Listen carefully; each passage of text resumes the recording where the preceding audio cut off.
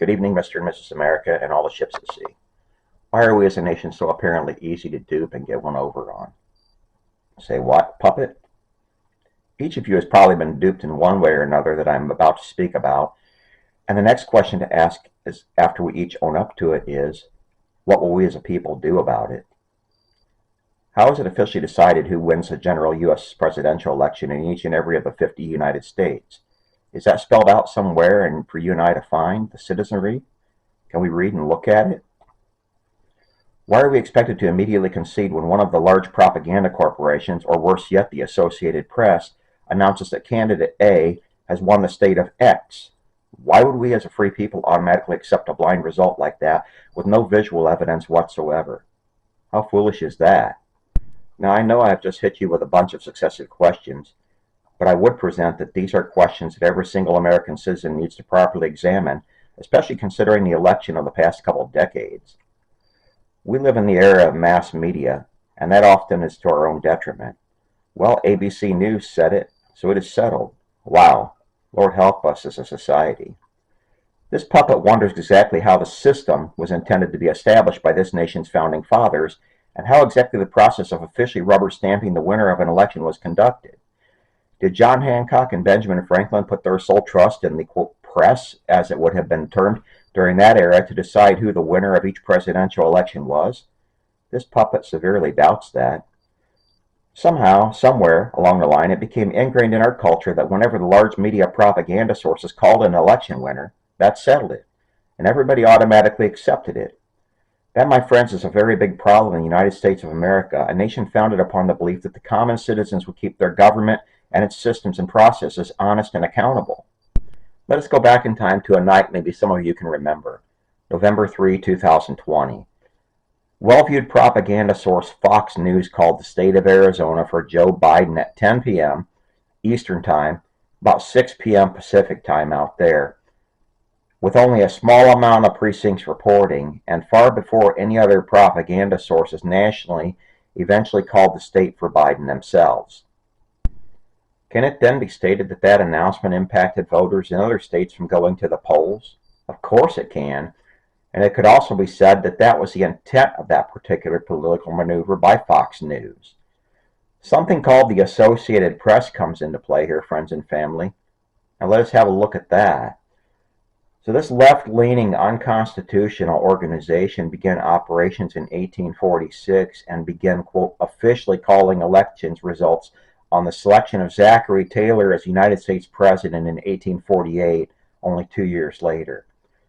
Was that action officially sanctioned by the U.S. or state governments? That would be a big fat no. You and I both know that each state tabulates their own election results, a process that was set up by the Founding Fathers as a means of supposedly ensuring the honesty and integrity of national elections. Ha ha ha.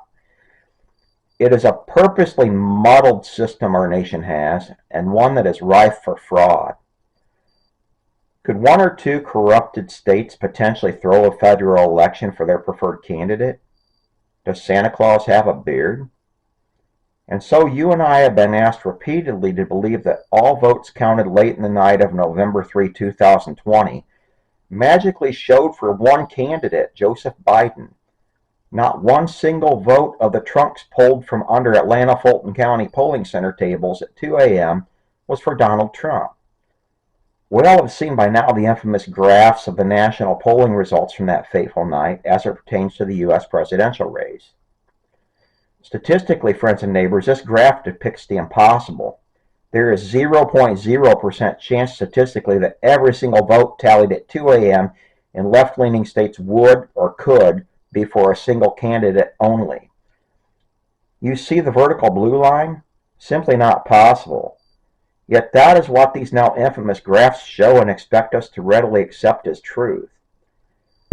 Please have a look, my friends, at the graph before you. We will call this Exhibit A. It seems, folks, that in 2012 and 2016, Democrats had a total voter turnout of approximately 65 million across the United States of America.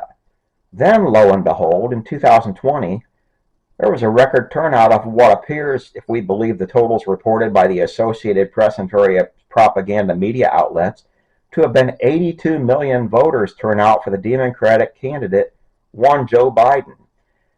Now, in a bit of fairness, you can also see that the Republican Party also voter totals grow from approximately 63 million in 2016 to a reported 74 million in 2020 for Donald Trump.